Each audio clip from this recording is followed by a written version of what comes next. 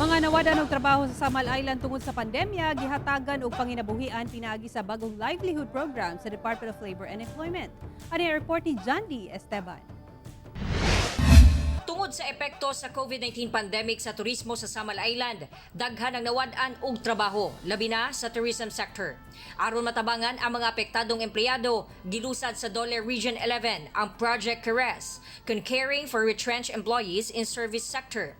Midunar ang LGU Samal og 1 hectare nga luna sa Babak District ug laing 1.1 hectare sa Kaputian District, alang sa Flower Nursery, Flower Garden ug Regional Incubation Center kung asa sila tudluan og skills training. We are helping them augment their income, at the same time helping them kasi itong mga nag-work dito sa ating nursery and the farm and the flower garden there and the incubation center are all being paid by Dole under TUPAD.